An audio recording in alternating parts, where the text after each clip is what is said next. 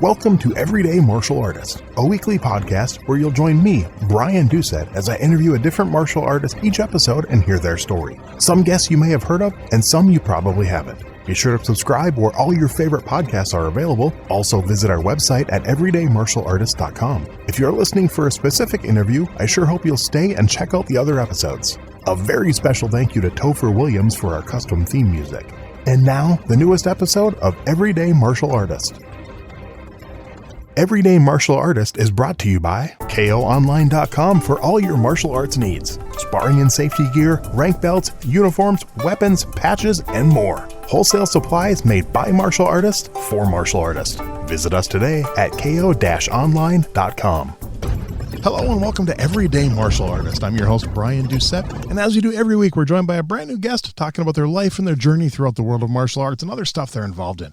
My guest today is the chief instructor at the Tenshin Shōden Katori Shintō-ryū at the Budo Society. He studied martial arts since 1982 and attained the rank of 3rd Dan in Aikido, also holds rank in karate and taekwondo, and he's also studied iaido. In 2005, Sagara Sensei named him an official Katori Shintō-ryū teacher and granted him a Kyoshi teacher's license. His studies in the healing arts include being a registered nurse in 1996 and a Doctor of Chiropractic degree in 2000. He's also married and has 2 children. Please welcome my guest today, Paul Frank. How you doing today, Paul? Pretty good. How are you doing? I'm doing good. I appreciate your time. I know you were a little taken back when I reached out to you and asked to interview you, and I'm glad you decided to do it. I'm looking forward to learning about you. Well, thank you. What we do with all my guests, I want to go back to the very beginning. I mentioned you started in 1982, but I want to know what led to that, kind of where that first interest in martial arts came from, what that first spark was that kicked off your martial arts journey. Well, actually, I was at my grandmother's house, and there was this fort that I'd always go visit, and these other 5 kids were visiting this fort, and I could tell that if I didn't play my cards right, I probably would have gotten beat up pretty bad. So I had to kind of figure out a way to, I could tell they were getting kind of aggressive with me. And so I don't know how I talked my way out of it, but I ended up leaving and not being harmed. And then I thought, I'd heard of karate, but I didn't really know what it was. But I knew that maybe if I learned that I wouldn't have that feeling of vulnerability, like, being helpless in a situation if somebody actually attacked me. So I think that was my idea, early on that I wanted to do something to be able to defend myself. Okay. And then, so did you go home and tell your mom and dad, hey, I want to do this? Exactly. So I went home and I said, I'd like to take karate lessons. And, my stepdad, he knew somebody at the church that taught just your garden variety karate class, and so I ended up enrolling in this person's class and studied it maybe a year and a half, and then I moved away. Okay. But that was my, first introduction to. So it was just kind of the basic, moving up and down I probably still couldn't defend myself at all, but, I felt like I was learning a lot, and really, acquiring something, because you're getting a new belt and this and that. And so I think it was very faith-based. And okay. So it was, I don't really remember other than just being in the class, but I don't remember learning a whole lot from it. But that was my introduction to and then I moved away. You don't remember like what specific style of karate it was or any of that? I think it was called Bushido Kai. Oh, Bushido okay. Kai. If Okay. I think that's the name of it. And I think the instructor that I trained with, he was really young back then, but I think he's still alive today. Really? Okay. Did you remember his name? I think it was Denny Holzbauer. Okay. I think that's his name, but he was in Oklahoma City. Okay. I'll have to see if I can track him down, maybe get him on the show. That's how I find people, Yeah. Nice. And you said about a year and then you moved away. So what did you try to, right when you moved, did you try to find another school or did that come a little later? Yeah, I moved to a little town in Missouri and to go live with my dad.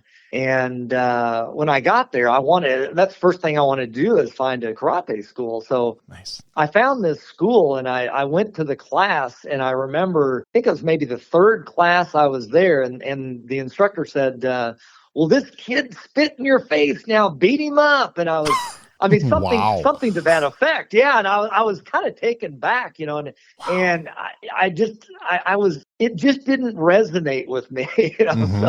so I decided that, I wanted to find something else. I didn't even know there was anything but karate. That was really the only thing that I had any Yep. knowledge of. And I ended up going to this small building that was just, I mean, it was like a garage, a shed, not a shed, but like a one car garage, Oh, wow. and it had carpet in the bottom, and it had like one window in there and one heater, and this Chinese person was teaching Aikido, and I really didn't know what Aikido, other than he was throwing these people across the room, and I thought, well, that looks pretty cool, and he was very jovial and very, just a really good person, and so I think I registered more with the fact that he was, I had something to learn from him just as a kid, personality wise, I think more than martial art wise. But I really, for a long time, I was drawn to Aikido, and that was I guess my main art for 30 years,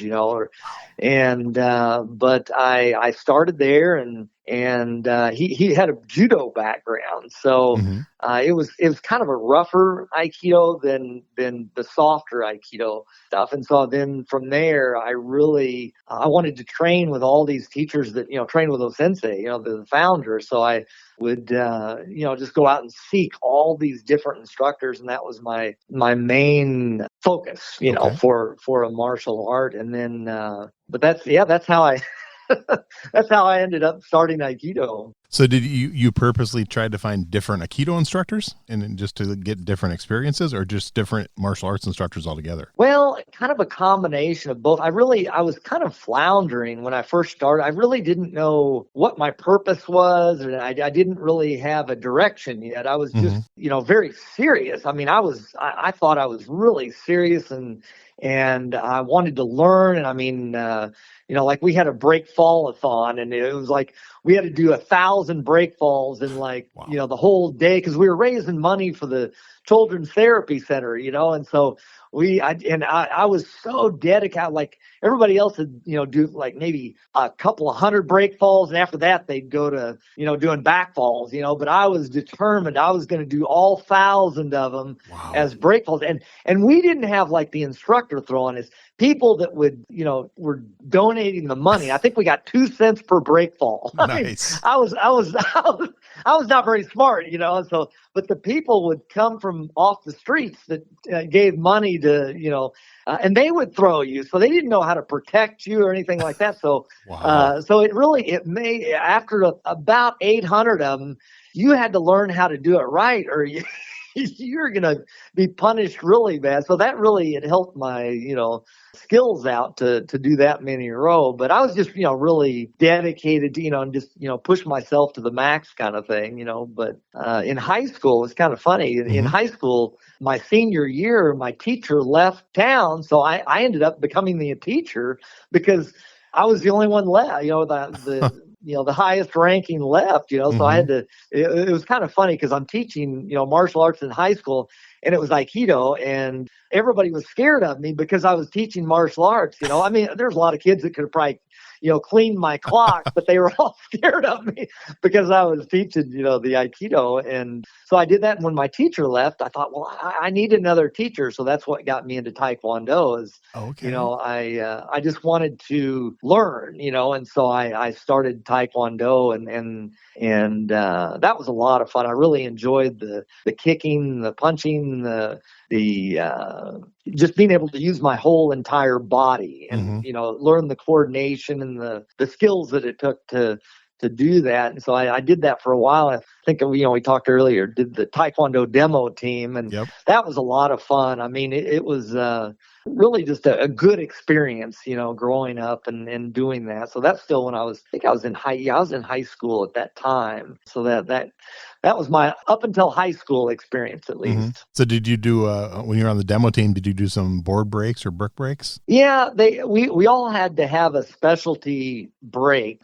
So one guy, most impressive, he was the leader of it, and he would actually take an apple, throw it up in the air, jump up in the air, and do this reverse hook kick send it out in the into the audience, this apple. And I was just amazed at that, so we all had to figure out something that we could do that would be impressive, I guess. And so what I tried to do, and I was never super consistent at it, but the one that I was most consistent, somebody throw a board at me. So it would like twirl end over end, and it would twirl at me, and then I'd step out of the way of the twirl, and you'd have to hit that thing just right to break it because you didn't have anybody holding it. Yeah. So you had to like snap it in a way that would crack it, kind of thing. And you had to hit it pretty dead center. You didn't have any chance of breaking it. And then the other one that was hard to do that I could do less frequently, but it was you'd have somebody hold the board like out in front of you, and then you'd put your hand out like maybe a couple of inches away, maybe 6-8 inches away, and you'd throw your body into it and try to break that board and get as close to it as you can, and if nobody's holding on to those boards, it makes them a lot harder. So you pick your boards wisely. Yes. Is what I figured out. Nice. It wasn't the skill. It was a lot of it picking the right board that was real brittle, and you just knew you could kind of tap on it, and see that it was going to probably, break with a lot less force, But so, yeah, we each had to have kind of a specialty move. And I remember one time for one of the demos, I was jumping up in the air and kicking, and this other guy would kick at me and hit me in the side and knock me away. But he'd hit me, but he wouldn't kick me, but he'd push me away, you know, kind of thing. And I jumped up in the air. I guess I was a lot of adrenaline, and I jumped up too high, and he hit me right in the crotch. And I doubled over, and I was like, so yeah, there's a few experiences that I wish I could take back, but overall, I really enjoyed that time. But like I told you, I kind of got out of it because when I went to college, I think the instructor, what was his? I can't remember his name, but I think it was like a fifth dan in Columbia, Missouri, and everybody seemed to have low back pain that was in Taekwondo, and I kind of got to thinking about that, and I thought, well, I want to be able to do this the rest of my life. So I think that's why I kind of geared down from the Taekwondo is I wanted to do something for a lifetime, and at the time I was, studying the Aikido, and I was teaching while I was in college, I was teaching the Aikido. So that was kind of my early experiences with martial arts. What belt did you get to in Taekwondo? Oh my gosh, I don't think I got past. It was maybe green belt or something. So I did not. I don't know why. I guess my whole life I've never been really, into the testing, kind of thing. But yeah. So I just didn't. I didn't progress like you would normally, as fast as they progress them now, I didn't. That's okay, though. You mentioned now the teaching you kind of just had to do by default because your instructor left. What was it about teaching that drew you and made you want to keep doing it? Well, God, I don't know as if I definitely taught through college, but I really wasn't. For me, the teaching, you learn a lot through teaching. And when you have to show somebody else and think about it and break it down into something that you can get somebody else to learn. Because I remember my first teacher that I had in Aikido, he was really good, but what he would tell you and then what he would do were two different things. He would tell you one way to do something, and then you'd try to do that, and it wouldn't work. And then you'd watch him and feel it. And then you had to learn that, well, that's not exactly what he's doing when he speeds it up. So I think I had to become a very good at learning through visual and understanding that way, because not everybody that's a good martial artist is a good teacher. That is true. So you have to kind of learn. So I think a lot of what I liked about teaching is that it helped me become a lot better by trying to explain it to somebody else. Then you'd think about it in a different way, and then it would key you into, oh, well, what about this? So for me, teaching was, I guess the draw to it was that it made me look at things better, or to try to analyze something that is, take a right brain activity and make it left brain. And it was really hard to break it down. And then you have different people that think differently. And each person, I'm finding as I'm, 40 years old, or I'm 54 years old, but, as I've been doing martial arts for about 40 years, I find that you have to approach everybody differently. You can't just teach the same way to everybody. So I think that was when I was really young, that I got out of it was, learning how to analyze. Yeah, I guess that's the idea is, not only you have to get really good at analyzing the movement and being honest, about what your own skills, your own deficits and stuff like that. So I think that's what teaching did for me, is gave me a better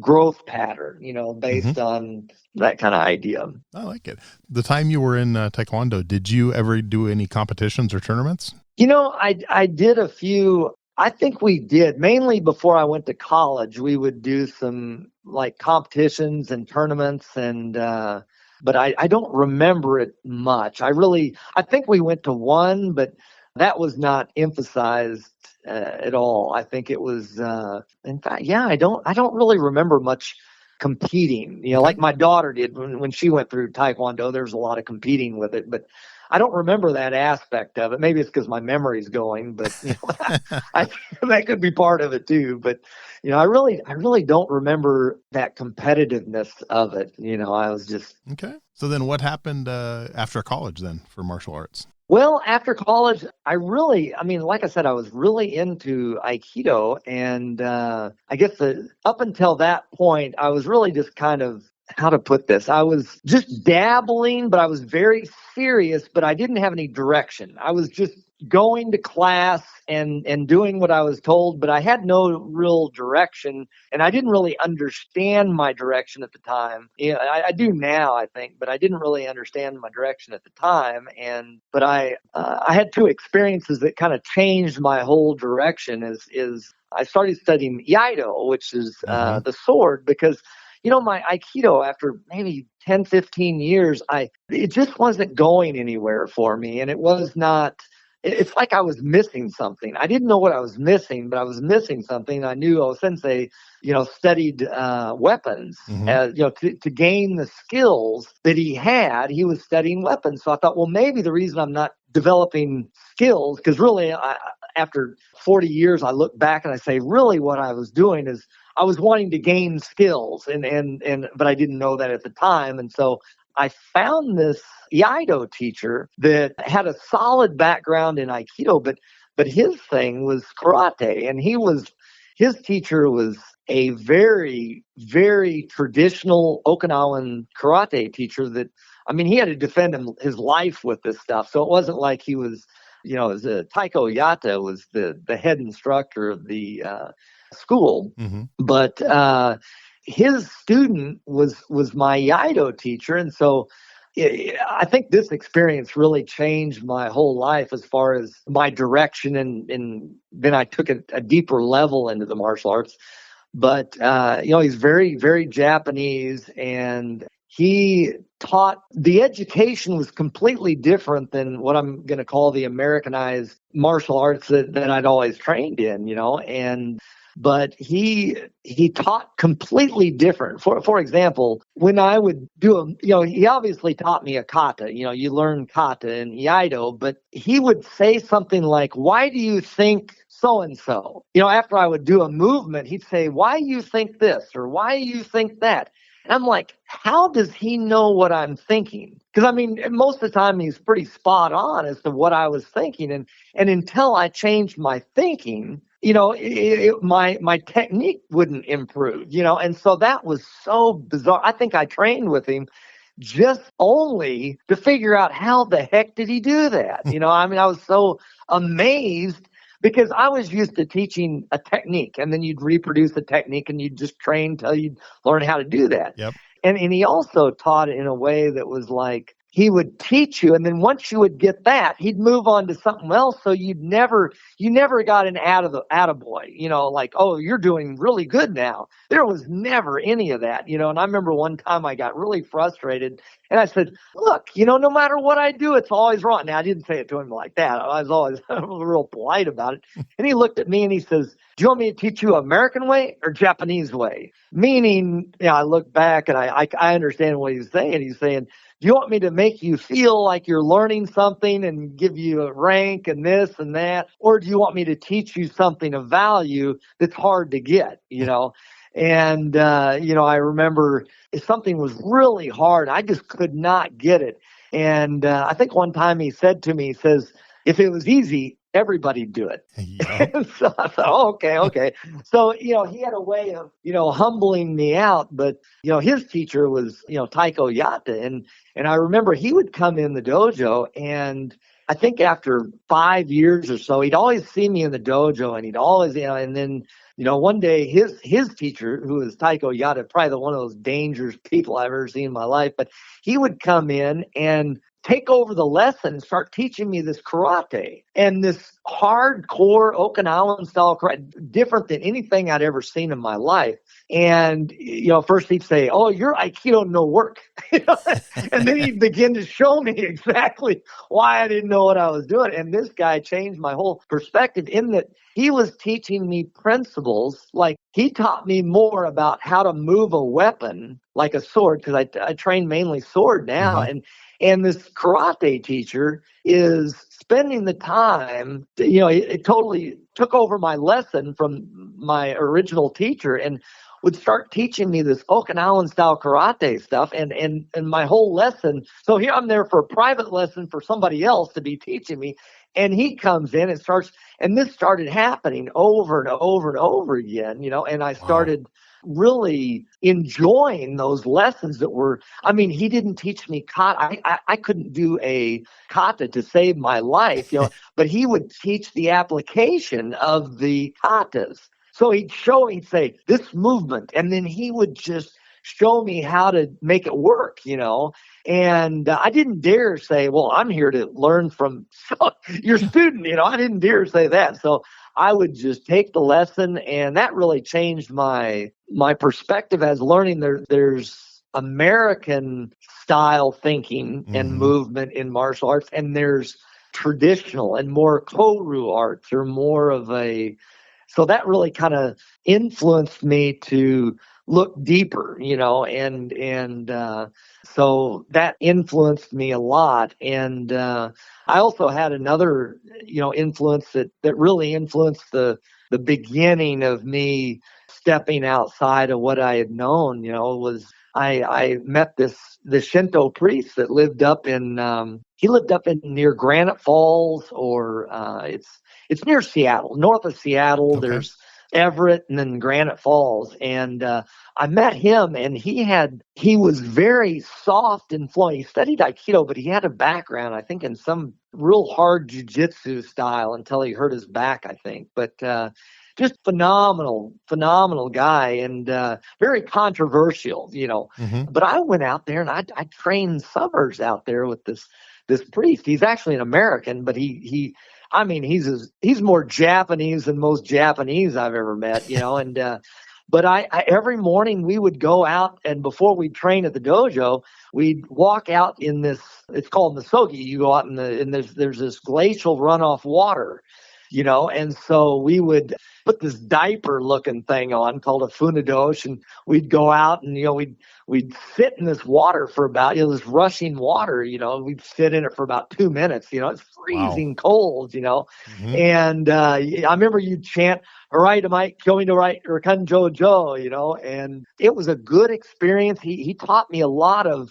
skills that I hadn't learned in other martial arts, very sensitivity training, learning where my body is in relation to other people's center and that kind of stuff, and angles of attack. And that was sort of a core background of education that I had. I didn't realize it, but I was just kind of acquiring skills. I wasn't really learning martial arts per se, but I was acquiring skills, like timing and bringing power from the ground, and just efficiency of motion from the iaido. It was all efficient. Take your mind out of the way. If you think aggressive thoughts, you cannot be natural. Your thoughts are going to come out in your actions.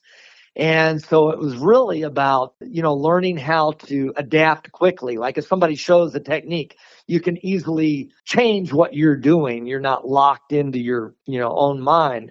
So that was really the background that I needed to really go with, step into the training that I'm doing now, I guess, from lack of a better. It gave me the necessary background. That was my early influences, that and also trying to train with all these different teachers of Aikido that train with O-sensei. That really helped me a lot.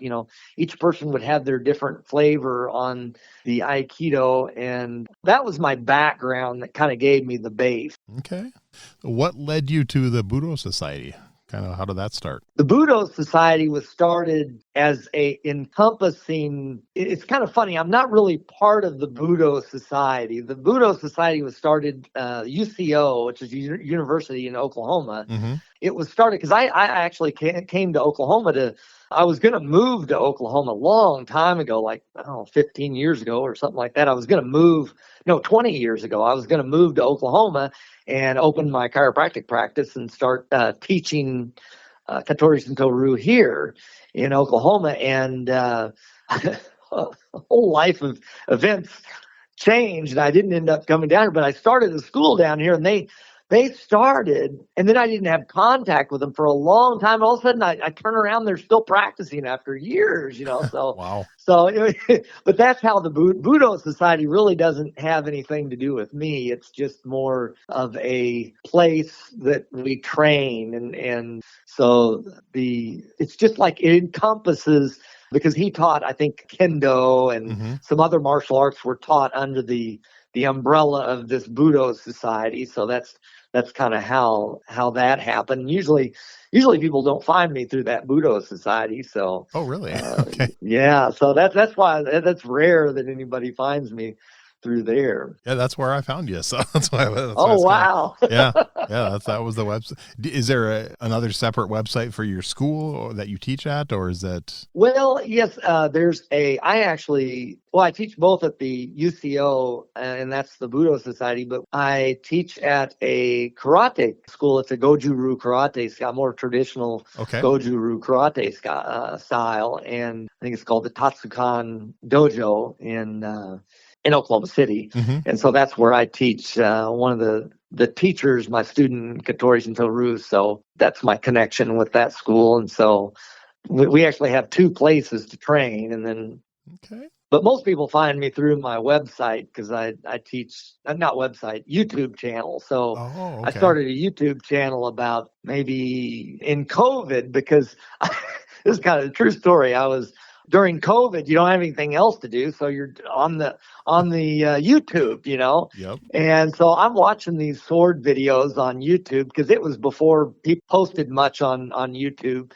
And I saw this guy take a sword, real sharp sword. He's swinging this thing around in his living room, and he's like giving lessons to teach the sword. I mean, I thought he was going to kill himself. I mean, he was just swinging this thing around, and he's like showing. And I was just like so enamored that somebody, with no skills, trying to teach other people that, you had no lessons, you could tell. And so that's when I put my first video on there on sword safety, because I thought, oh my God, people are going to kill themselves with these sharp swords if they don't know what they're doing. So I put maybe a 15-minute video on about sword safety and, just some basics on drawing the sword out of the saya and putting it back. I mean, nothing, no technique, nothing, just, how to not injure yourself, because they're sharp, they can really cause some major damage, so I started there, and then I think now I have like 100,000 views on that video, and nice. And so people really liked it. And I can't really teach. Katori Shintō-ryū is a very traditional art, so I can't teach it online. I can't, and you can't really learn this kind of stuff online. I mean, I could show videos, and so I put a lot of videos out there that teach basic principles, because that's, what I figured out over the years is I gathered skills. I'm a skill gatherer, kind of in a sense. And so what I do is I teach a skill that you can apply to a lot of different martial arts, like using gravity. Most people don't understand how to use gravity to generate power, either in a kick, but mainly to like throwing in Aikido or moving your weapon. You've got to use gravity. You can't just float like you would walking. You have to learn how to generate that gravity power that I learned from that, early Okinawan master. I was like, oh my gosh, I thought I knew how to walk, but I don't, kind of thing. So what I do is I show general principles of generating power with your hips, pushing it into a weapon. So a lot of people find me that way, is just through, I show very general principle stuff. And so you should be able to take this principle and apply it to either Aikido or karate or, whatever martial art you do. Maybe not so much jiu-jitsu or anything like that, because that's a whole different, deal. But, so that's what and I'm getting ready to make my last video, so I've produced, I haven't put it all together yet, but I'm going to do a final video on because I've put about enough out there that idea, but you really need to learn it. If you want to go any farther than what I've shown on the videos, then you need to learn it in person. It's not, this is not something that you really learn on video. So I'm going to do a last video farewell. And, here's my opinion on, how to get the most out of your martial arts training. If you're going to do it for a lifetime kind of thing is what I'm doing my last video on. When do you think that video will be ready? Well, I keep editing, going over it and thinking, I forgot this. And, it's my, it's my last one. So I want to, it's taken me like 2 years to put it together in my head. And what it is, it's the difference. If I would have understood the difference between kata, technique, and skill, I would have gotten a lot farther than I did, So I'm kind of putting that out there to say, if you understand how these things interrelate and that you're developing the same skill in maybe Taekwondo that you're developing in Aikido, you can gain a lot faster, like, I can't think of an example right now, but basically a lot of skills you can transfer over to something else, like I just started dancing and dancing a West Coast swing, and I am having a blast with it. I don't know the steps, but man, I can lead like crazy, because it's just like doing Aikido with a partner. And instead of throwing them on the ground, you're actually maintaining the fun to a dance, So but it's a lot of the skills that you connect. There's a forward connection. There's an away connection. And I really, I resonate with that. And, it really makes sense to me, but I'm just learning the steps. So it's kind of a new martial art for me in a sense, because the principles are the same. I just have to apply them to something else. So nice. Okay. So over your martial arts career, other than sword, is there other weapons you've had any trainings with? Maybe I should backtrack. So when I was practicing iaido very, very seriously, and Aikido, I was hardcore about that. And I was training at this time, I was training karate with this weird karate lesson with this Okinawan master, and I met this person. I saw a demonstration up in Madison, Wisconsin. And I think I had seen a demonstration of Katori Shintō-ryū, which is, Katori Shintō-ryū is the oldest system of weapons in Japan. So it's like over 600 years old. Wow. This traditional ryu has been passed down for over 600 years. And it's the oldest, I think it's one of the oldest martial arts in Japan, And I watched some Americans, training some, the weapons, and I just saw them banging a bunch of sticks together, and I just wasn't really interested in that.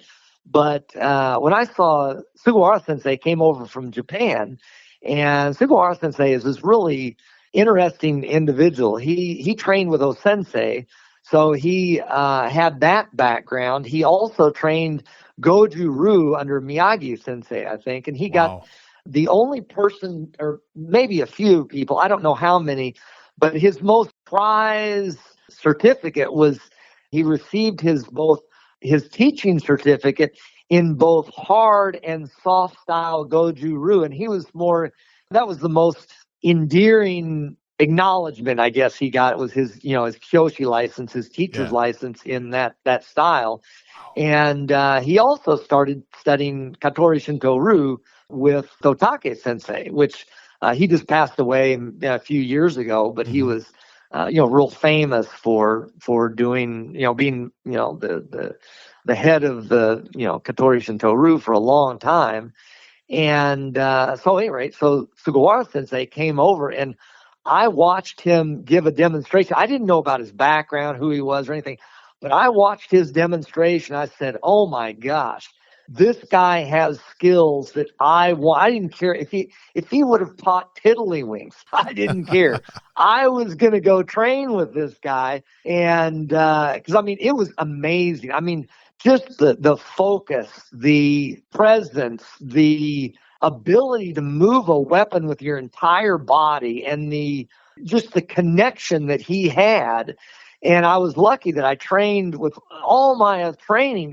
I had the training to recognize this and see this value. And I thought, man, these are the skills that I was missing in Aikido. I was like, man, this is what I'm missing, is this skill set.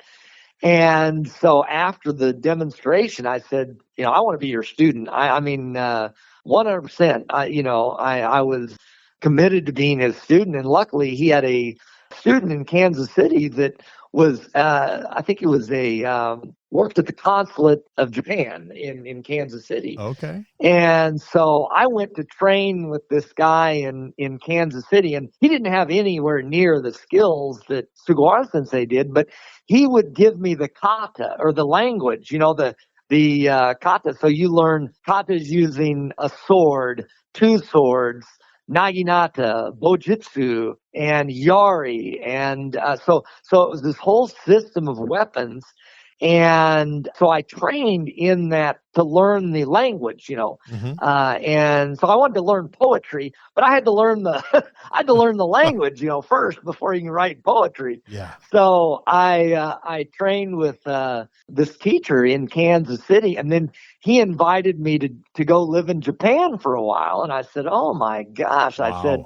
I went to my boss and I said, do you care if I take 4 or 5 months off and then come back after that? And they said, well, we can't do that. And I said, okay, then I guess I have to quit, because I was heading to Japan. Wow. So yeah, no, that really changed my life. That's when I went from just gaining individual skill sets, and I took those individual skill sets and put them together in a package and trained from that perspective. And so I really just immersed myself in training weapons.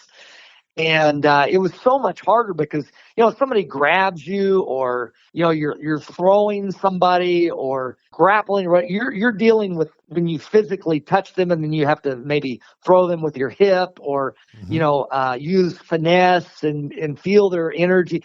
But when you touch somebody's weapon, you have to do that through an extra 4 to maybe 5 or 6 feet away from you. And that makes it so much more challenging. So it's kind of like shooting a gun at 50 feet, and then you shoot a gun at 500 yards, Yeah. and then you go back to shooting at 50 feet, and you're like, oh my gosh, this is so much easier, kind of thing. So really, that's what really changed my whole training, was going over there. And every day you would train. In the morning, it was private lessons. And then in the afternoon, you would train with the school and with all the other students. So he would train he had dojos all over Japan. And so he would travel to different dojos, and you would train mainly Aikido and Katori Shintō-ryū. And so that's really when my education changed completely. And it was, and that's what I do today is, I still keep training in that, I went over to Japan for 3 or 4 more visits, for a month or 2 at a time after that long, stay. And then every year he would come back to the United States and, train with us. And at that time I had I knew once my oldest daughter was born, I was done going to Japan. That was kind of the end of my Japan trip. So, now I might get to travel. And so that's how sort of my journey, how my journey is unraveled from there. That's cool. How many students do you have right now? Well, what's kind of funny is I just started a school in Thailand,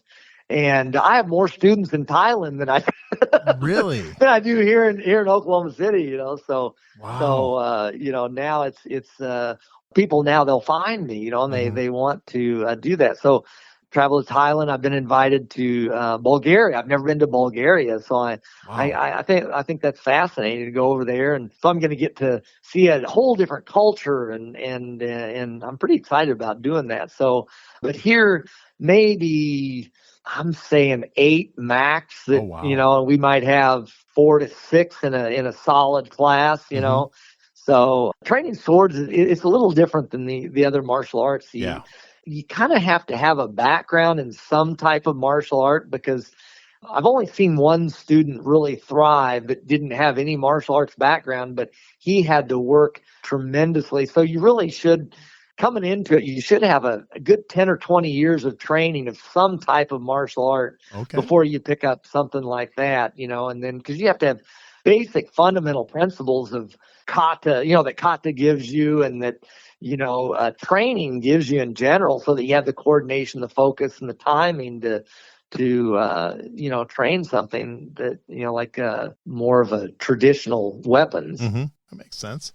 So over your martial arts career, is there one philosophy you've learned that's at the top of your list? Philosophy. Well, I think it's funny, when I started training with this karate master, I mean, there was a lot of paranoia there, and there was a lot, it was some severe training. So I started teaching that when I was like, how come I don't have any students? And I didn't realize that you have to develop your personality skills, and you're connecting with people, and you can't teach martial arts so severely, So when I met Sugawara, actually, he said, he says, you teach everybody, but you only pull a handful of people to you that are, and that have the ability to learn the higher levels, and you teach them separately.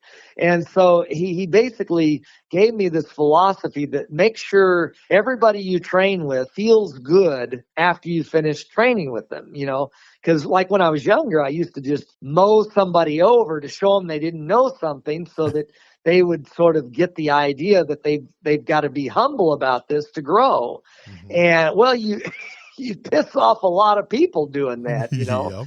So, he said, you want to make friendship. He said, friendship is he said, how did he word it? He said, when somebody stops training with you, you want them to have better spirits than when they started.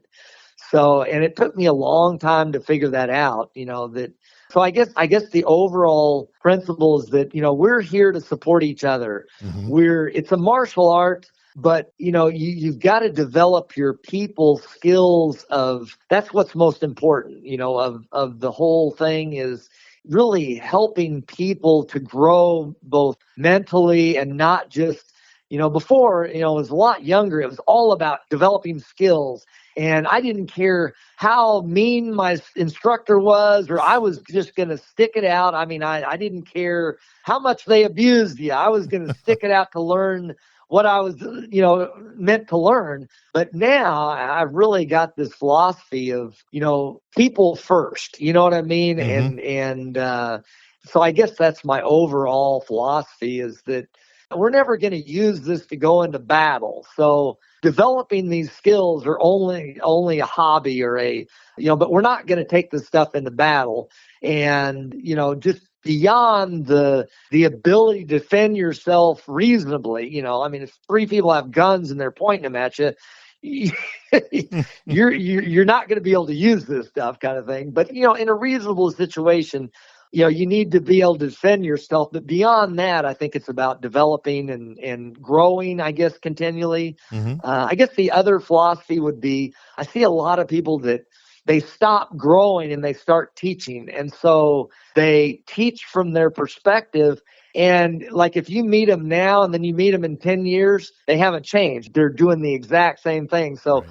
I think to me, the philosophy is to develop, continually develop, using it to be kind to each other. And because I've seen so many organizations just implode because they didn't put the people in the organization first. They put what they're right about or their skill or Yep. who's high man on the totem pole or, who's the legitimate successor and all this stuff. And so they lose focus of what's important. And that's you're coming together, you're interested in the same thing, and you should support each other. Right. Because there's so much, even within different organizations, I've seen so much infighting, and I think that is just so unnecessary. So I guess those are my two overlying principles: is be kind to others and keep developing. I guess that would be it. Okay.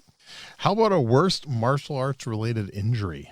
Ooh, that's a good one. I just thought of it. Okay. Okay. I was in the dojo and I was practicing Katori Shintō-ryū, and I was probably 35, 38, somewhere in there. And you can push off your back leg with a tremendous amount of force to move forward and move that weapon forward. So I set into my back leg and I pushed off, and I felt this pow, like a real loud. I mean, I'm sure it wasn't loud, but in my head it was loud because it brought me to the ground. I thought it felt like somebody took a large stick and whacked me in the back of my calf. Dang. And oh my gosh, I fell to the ground and I just in extreme pain. And I can take a lot of pain, but boy, I tell you, this hurt so bad. I could not even stand up. I mean, I was laying on the ground, and here I have a stick shift car. I'm like, how am I going to get home? Because I could not stand. I could not. Which leg was? It must have been maybe it was. It was my left. It was my left calf. And so I'm laying there on the ground, and I knew I tore something. I knew I basically tore the long head of my gastrocnemius, which is that big, it's right outside the soleus muscle. And oh my gosh, I laid there and I thought, well, how am I going to get home? I couldn't even, any pressure on my toe, excruciating pain, Wow. And so I'm thinking, how am I going to get to, and I don't know how I managed to get home, but I had to crawl off the mat. I had to literally crawl off the mat, get dressed, crawl across the concrete into my car. And so I'm in my, I'm in my car and I'm like, how am I going to get home? So I don't know. Somehow I managed to shift that car and because I had an hour at the time, it took me an hour to get to and from the dojo, And so I get home, and I remember for a week I was on crutches. I've never been on crutches in my life. And I was on crutches because I couldn't put any. So here, I'm a chiropractor, so I'm adjusting people. I'm hopping on one leg, getting over there and adjust them, hop on the other leg and adjust them. So I had to, and luckily I thought, well, I'm going to put I healed it with microcurrent, which is not like those TENS units you use that you feel the twitching. Not that. It's like 1,000 times less energy, but I healed it with that microcurrent. I still have, if I flex my calf, you can still see it doesn't look the same as it does on the other side, but I have the same amount of strength. But so that was normally you have surgery and you have that reattached, but I really heal myself because I've had a lot of injuries, never that bad, but I heal it through microcurrent. That's my secret weapon of choice. But it's not something people use a lot because it takes a while. It's not a quick, easy fix. That's my secret weapon to healing my body is microcurrent. Wow, that's crazy. All right. So what are your thoughts on something like the MMA and the UFC? Is that something you're a fan of? Well, I have to say, in some respects, I am, because the amount of skill, I said I'm a skills guy. the amount of skill and reaction time, and, you have to be good if you get knocked down, and you have to be good if you're standing up. You have to well-rounded skills, Mm-hmm. So I do like that aspect of it. I don't like the aspect of it that the amount of damage those people take, and the kind of, because, I would never do that stuff, especially as I get older, because, I want to be able to have my faculties. I want to, not have joint pain all my life. And, like I'm joint pain free. I have a little toe issue that it's not flexible anymore, just from doing seated iaido, for 30, 40 years. It Mm-hmm. really has taken a toll on my joint. But other than that, I'm in the best shape of my life. At 54, I mean, I can, out train people in their 30s. So I don't think I would do it for that. The amount of, just to get that skill, the amount of damage that I'd have to take, Right. or that. So I don't like that aspect, and I don't like the fact that, to me, if you have to damage somebody else, you have exhausted all possible avenues before you would physically do any damage to somebody. Mm-hmm. And to actually get in the mind, because that's a mindset you have to get into, Yeah. to go out there and yeah, if I lived 600 years ago and I was going to go into battle and I was, going to use this stuff I would train completely different. Yeah. And there would be one person coming out of there, and I would do everything in my power for that to be me, kind of thing. But to go in there to bring that side of me out just to injure somebody for no purpose, I don't believe in that. I just don't believe. That's against my innate, core principles, of my body is I don't think I could do that to another human being without a really good thing. I'm just going to tell this story because it's hilarious. Okay. Somebody will say, well, have you ever used martial arts in your life? And I think one time that I had to, really, this was the only time I think of, Mm-hmm. now this is when I wasn't. I was training sword at this time. And so I was in karate, that hard style karate. And, I had that taekwondo behind me. And, I felt like I at that time I had some, I'd say, medium level skills, at the time, Mm-hmm. as far as defending myself, probably medium level skills. And I was going on a date, not with somebody that I was dating, but we were just friends, but we were going to go roller skating because we hadn't been roller skating since we were little kids, and so I was probably in my early 20s at the time.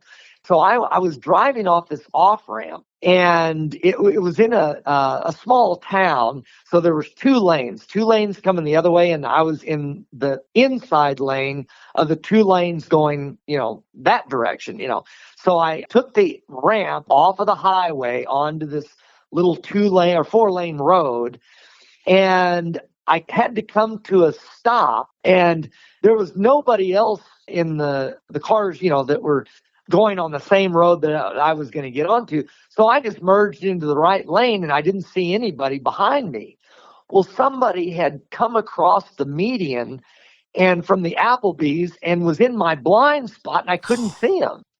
Oh my God, it gets really bad. So, Mm-hmm. so I'm in this car, I'm in this old Mustang, and I screwed up. It was totally my fault. I didn't turn my signal on or anything. I just went to get in the left lane, and I hear all this, I was like, oh no, and I'm such an idiot, And this guy had pulled across the highway and was in my blind spot, and I just didn't see him. Mm-hmm. And my gosh, do I look every time even if I see my mirrors, I always look.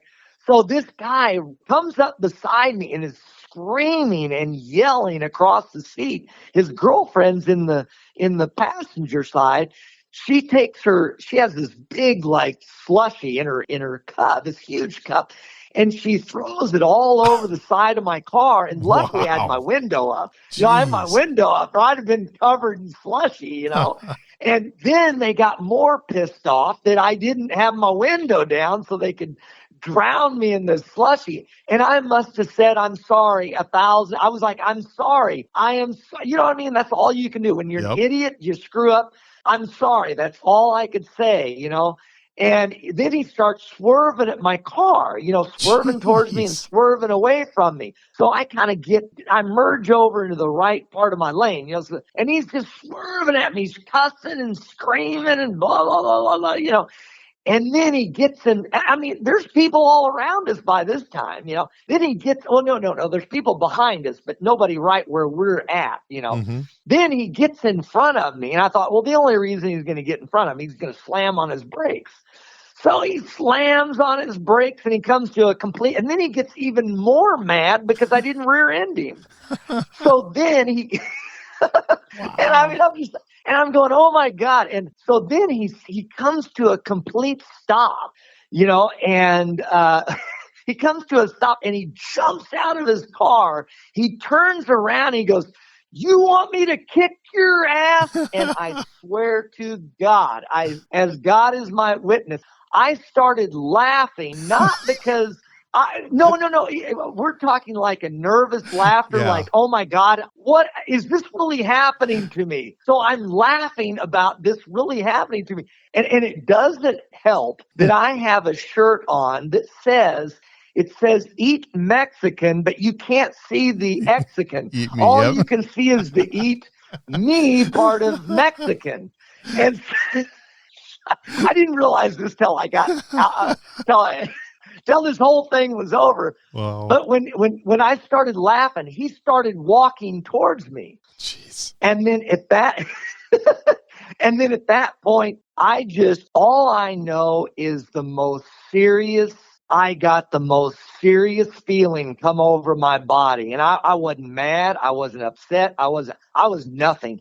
I was just serious. Like, I don't think I've ever felt that in my life since then. I was so serious. And I looked at him and it wasn't an aggressive stare. I wasn't mad. I just looked at him and he stopped. He had these big old cowboy boots on. I mean, he just stopped. And he stopped. By this time, there are I see headlights or taillights, you know, because there are people all up and down this, and he's walking between the cars to get to me. And he stops in his tracks. And I swear it must have been 3 seconds, but it felt like forever. And I just looked at him, and I didn't get out of the car. I didn't make a motion. I was serious. I didn't know what I was going to do. Nothing. And I just looked at him. When our eyes locked, he stopped. And he looked at me for a while, and then he backed up, and he got back in his car. Wow. He got back in his car, and I don't know what was going through his mind, but he went around, he got into a gas station and got behind me. And I thought, well, he can follow me all the way to Sedalia for all I cared. You know, I had a full tank of gas. He's going to follow me all the way to, and he turned around like in a church, you know, at the end of town, you know, he turned around church. And then I turned around farther down, but that was the weirdest experience. So when people say, have you ever used your martial arts before? And I tell them that story. I'm like, they said, well, you didn't beat him up. What do you mean you used? I thought, oh my God, I wasted this whole story on you. Yeah. You know?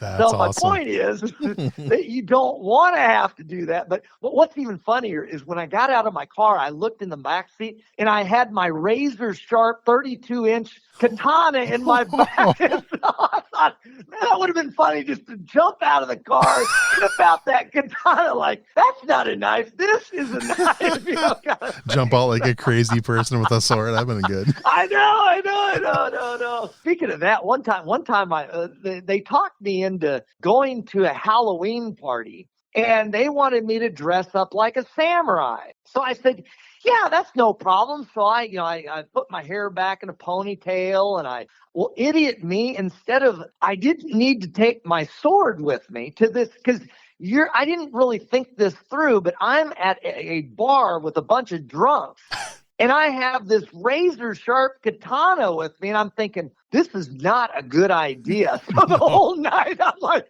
freaked out going, oh my gosh, so I just held that thing tight and I was just like, let's go home. This is not a good idea. Wow. Oh my gosh. I love it. That's awesome. All right. I have a few fun questions we use to wrap up the show. So Okay. you talked a little bit about MMA. Let's just say in an alternate universe or something, you decided you were going to step into that octagon and you were going to fight. What's your walk-up music? What song's going to be playing as you're taking that walk into the cage? Let's go, Barbie.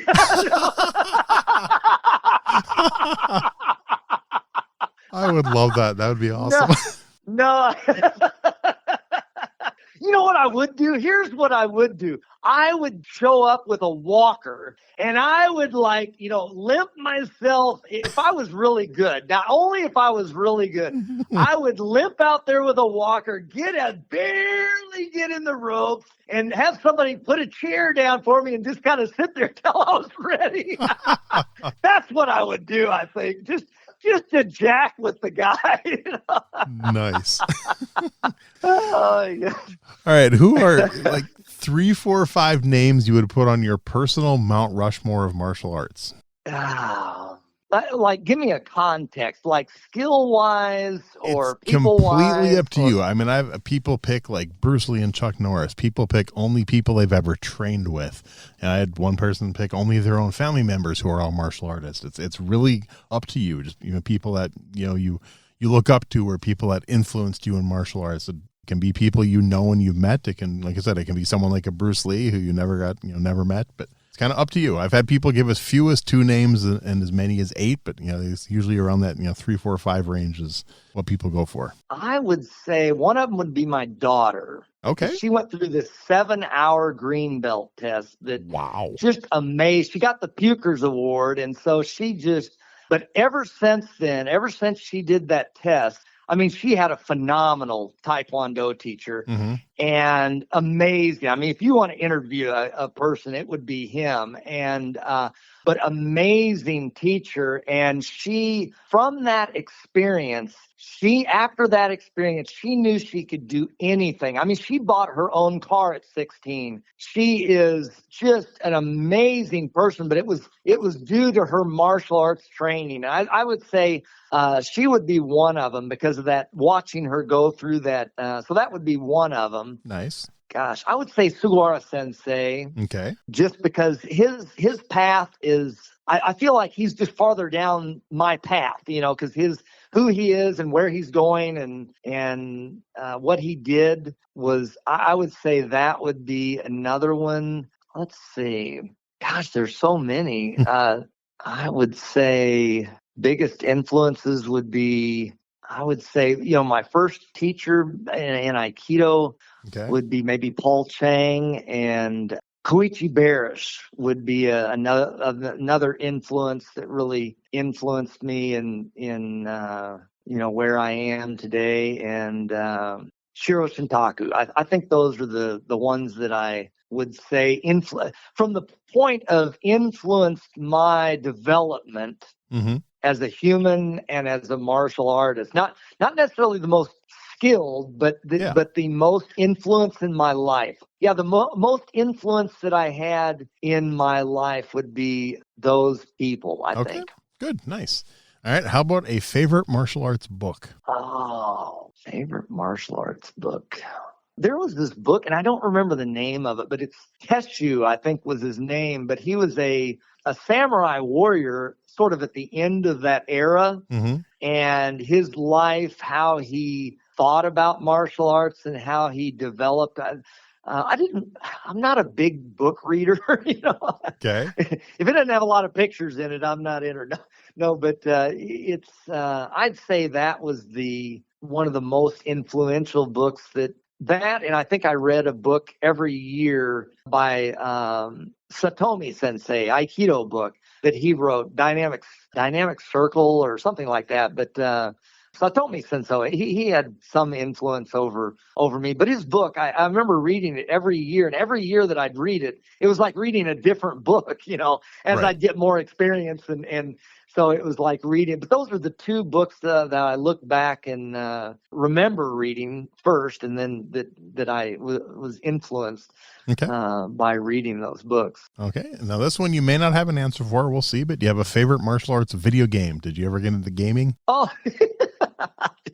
I think that was the only thing that and this is not a martial arts, but when I was younger, one of my martial arts buddies, he got me hooked on this game. It's called Contra. Have you ever heard of that? I've heard of. I never played it, but I like first person shooter type game. Oh my gosh, we used to stay up every night trying to beat and then they came out with the next version. Oh my gosh, we got to get the next version and stay up all night beating that thing. So that's it. So it wasn't really I don't think I've seen my daughters and their boyfriends play martial arts games, but they're so and there's just this ball of stuff going on that I can't grasp on how that's really anything that you're doing that you have some kind of control over that you could, so yeah, I just, martial arts games, I didn't.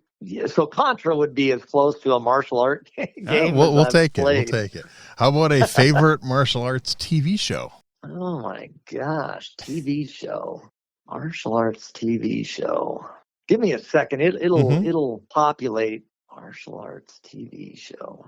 Yeah, maybe name some off. So maybe I'm just not. We go back to like Kung Fu, the 80s. We had Sidekicks. People have picked Teenage Mutant Ninja Turtles, Walker Texas Ranger, Cobra Kai, Into the Badlands, Highlander. A lot of animated ones. A few people have picked like the Batman, the animated series, because a lot of the martial arts in that one. Dragon Ball Z, I think, has been picked a few times. I know I liked a show in the early 90s called Street Justice. It was a really good show. Quite a few random ones. The Master was the one in the early 80s about the ninja. Yeah. The only thing I remember watching when I was young is we'd watch a lot of black belt theater. Nice. That was a lot of, and I think there was this one show that I watched that it was my favorite movie, and it was called, I think, Iron Eagle or something.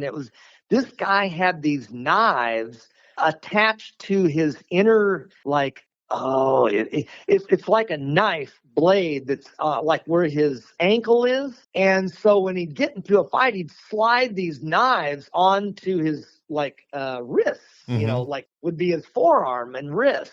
And then this other guy would use a 3-sectional staff. And it was some of the most incredible martial arts scenes that I had ever seen in a movie. Like, I guess those are movies and not a martial arts. But I think that's what I remember as a kid, is just watching the black belt theater stuff. But and Texas Ranger, I watched that a lot. That was a good show. Yeah, I liked it more for the show than any kind of martial arts in there. Right. But I always my favorite stuff was Jackie Chan. Oh yeah.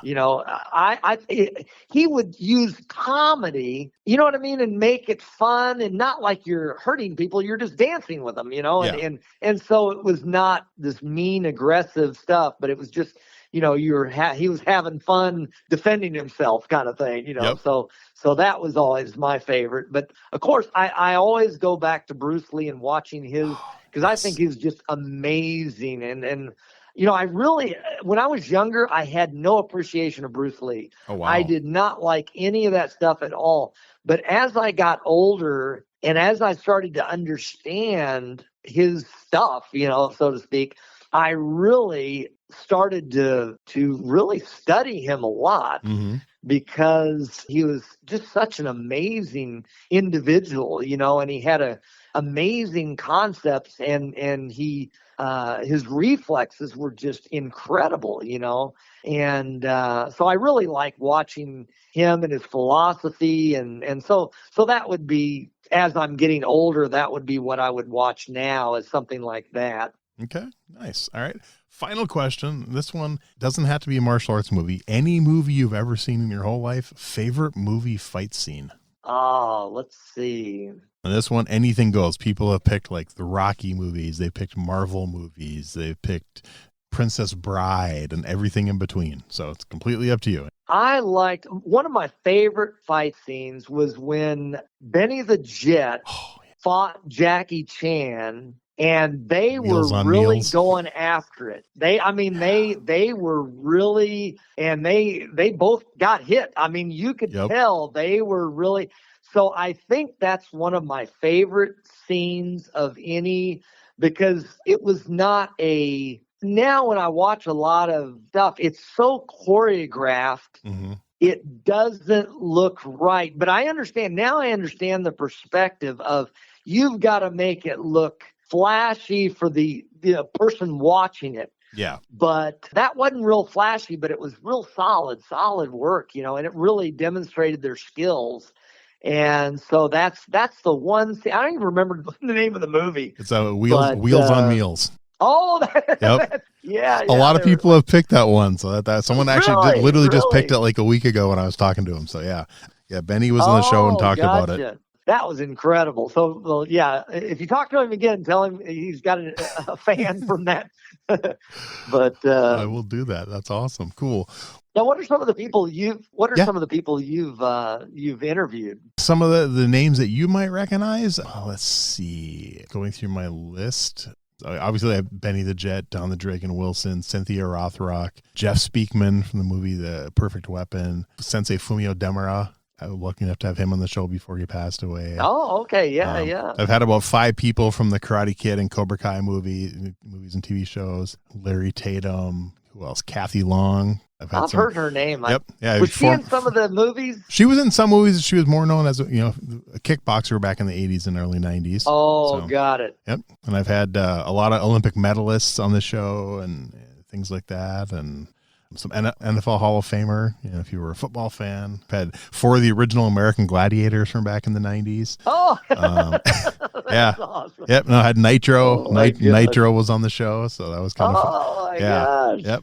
He was on there, and Richard Norton, who'd done a ton of movies, one of Chuck Norris's good friends. Diana Lee Inosanto, Dan Inosanto's daughter. Oh, yes. Yep. I'd love to. I'm going to have to. Bill Superfoot Wallace. That was another good one. Oh, yeah. No. He was an amazing guy. I like. He's super cool. He's really, really cool. But, yeah. No, like I said, I've been lucky. A lot of people keep saying yes, and as long as they keep saying yes, I'm gonna keep interviewing them and putting the episodes out. So, but the last big one I had Mark Dacascos from the movie Only the Strong. He was my 200th episode. Okay. And then Art Camacho. He's very well known director and stunt coordinator and stuff. I had Simon Ree from Best of the Best. And he was he was on there. So wow, that's amazing. Yeah, I just interviewed a couple days ago. Not a known martial artist, but very known because of his dad. But Jesse Jackson Jr. His dad, the Reverend Jesse Jackson, who ran for president in 1984. Oh, okay, yeah. He's got like black belts in Taekwondo, and I think he's got a black sash in Kung Fu. I did not know that. Yeah. Like I said, I've been lucky. And that's another thing too. I try to find people who aren't known for martial arts. Like I had Ian Armitage, the young gentleman who played Sheldon on Young Sheldon. If you watch that show, really? Yeah. He started training in Junri's Taekwondo when he was 4. Got his black belt when he was 14. I had him on the show about 2 years ago. He's my 100th episode. Super nice guy. Such a nice young man. Yeah. Wow. Yeah, it's been good. Well, I didn't know about some of those guys. Yeah. Yeah, you'll have to go back and start listening. It'd be good, I listened to one podcast. A lady that was on the. I listened to her interview, and I was going to go back and listen some more, and I just didn't make it back. But I'll have to go check out some more. So. Yeah, there's a lot of them. Your episode is going to be number 213 on April 3rd. So you got a lot of backlog to listen to. My 1 year anniversary, I think, my 4 year anniversary is, I think, this week. Oh, wow. Okay. When my first episode came out, I don't remember the exact. I'd have to look up the exact date, but it was like the first or second week of March when I launched the show 4 years ago. Coming up, but wow, cool. Well, before I let you go, is there anything I forgot to ask you, or you want to be sure to get out there really quick before we wrap it up? I can't think of anything really. We covered quite a bit. It was a good interview. Now, when you put the interview, do you put? Could I put my, like, if they want to find like my YouTube channel? Yep, I already found that. I'll put a link to your YouTube, and any other links you want on there, I'll put links on there. And yeah, that's pretty just my YouTube channel. Okay. Now, is this something can I link to, because I have a Katori Facebook page, and can I link to your page from that, or You should be able to. Yeah, okay, so I can just grab the link, steal it, and put it in there. Yep. And, okay, definitely. well, that's perfect. Well, thank you very Cool. much. I haven't thought some of this stuff for years. Hey, seriously, man, this has been so much fun. I'm glad we did this. I'm glad I got to hear your story, and hopefully we can stay in contact, and who knows, maybe meet in person someday. But it's been such fun, that'd be and great. I think the listeners are really going to enjoy this one. Well, thank you. I appreciate it, and I appreciate you reaching out. Thanks for listening to Everyday Martial Artist. We hope you will join us every week for a brand new episode with a different martial artist telling their story. If you enjoy the show, be sure to leave us a review. Also, be sure to check out our website at everydaymartialartist.com.